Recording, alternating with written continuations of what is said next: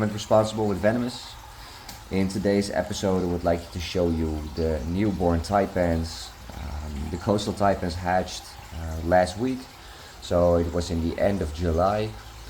After an incubation period of 61 to 62 days, so that's pretty quick. I incubated them at 31 to 32 degrees, so I'm really curious about the sex rate in between, because some people say that if you incubate the animals on a higher temperature, there's more chance that you produce males over females. So when they got shed the first time, and that's probably within a week, sometimes it takes about 9 days before they shed the first time, then I start feeding them, and if they feed well, then I start to probe them to make sure what kind of sexes I have. But to start off for today, I would like to show you the individual specimens, and I hope you like it. And there is it, the little baby. I try to zoom in a little for you guys. And it remains at the dark side.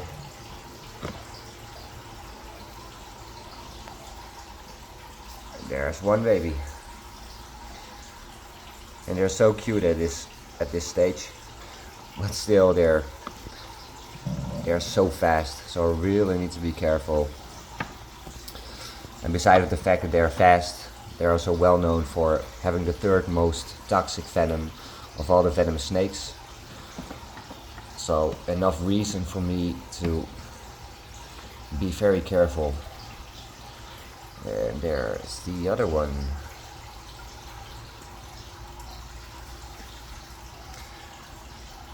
And when they're just born, they're almost impossible to keep on the hook. They sort of have a highly allergic reaction to a snake hook, so if you put a hook underneath the animals, then they're definitely trying to flee over keeping a defensive position. Of course they can, if they are provoked, they can defend themselves extremely good. But when they're so small and they haven't been used to anything, then they rather choose to flee than attack. So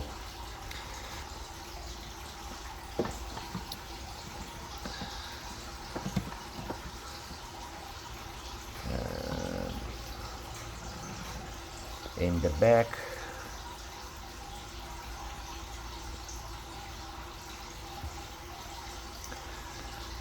and maybe some of you will have your question marks whether I don't use hide boxes.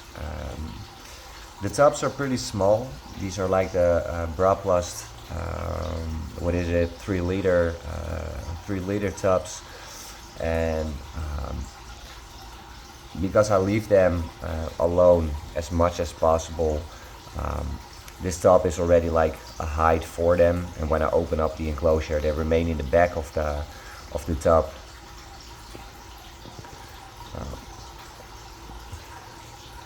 So there's no really chance for them of being stressed out more without having a temporary hide box. So I just leave it like this, and so I can have full control on the animals itself, because I can see if there's anything wrong in their tubs or if they need some fresh water, and if the animals are looking healthy. This was the first one who hatched out of the egg, and I started with the toilet paper as a bedding.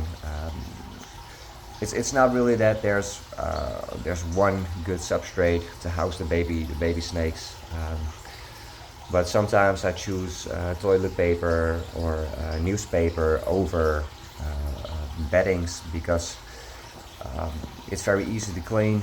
You can get it out, and you can wipe the top clean, and then you put some new toilet paper in it, and it's pretty easy for cleaning. It doesn't hold a lot of humidity, so you really have to take care of the humidity in the tub. But this one is the only one currently on toilet paper, and within a couple of days, probably after the shed, she or he, I'm not sure yet, is going to move to forest floor bedding, some really natural looking substrate. And then we're going down all the way, because the second clutch gave me, as far as I know by now, 9 healthy coastal taipans. Oh, it's really cool. This is something good to see. Well, good, not really good for me, but you see them opening up their mouths a little bit. It's a tiny gape, and that's a warning sign of leave me alone, and I won't attack you. On to the next one. So in the back, beautiful animal, really beautiful, and they're very curious. They're not really willing to bite us. Of course, like I said before, if they feel threatened, they can defend themselves ferociously. But if you respect the animal for the fact it being a venomous animal, then there's not much of confrontation, as long as they stay in their tubs. And of course, if someone needs to work with these animals on a daily basis, then that's a whole different ball game, and you will experience a lot of different situations from individual animal to individual. And some will be very docile and you can transfer them just easily, but in some cases they will jump out of the tub or jump out of the enclosure, and they fall on the floor and they're trying to get back from you, and that's very annoying, especially if you are a little bit in a hurry or you need to do some stuff.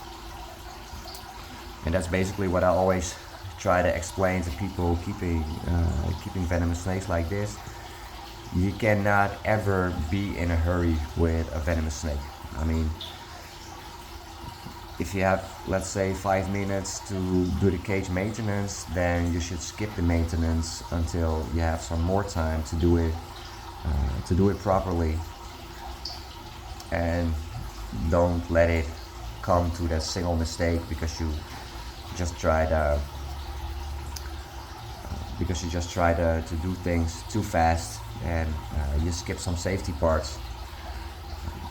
And with snakes like this, like taipans or your mambas or forest cobras, it's really something you should think about before you start working with these animals. And on top is number 9.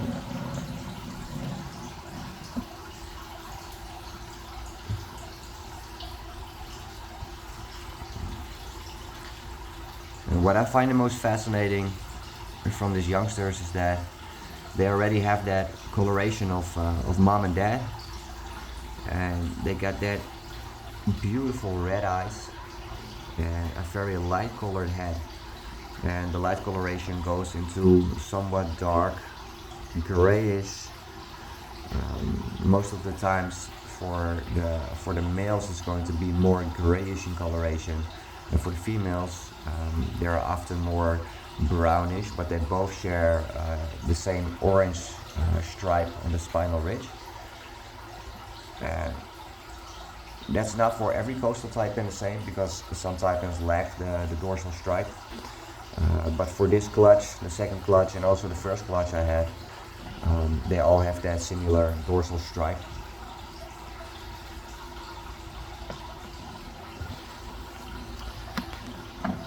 So those were the taipans, and of course when they start feeding and when they're shed, I'll make another video and try to update you about the growth progress. And I hope you like this video.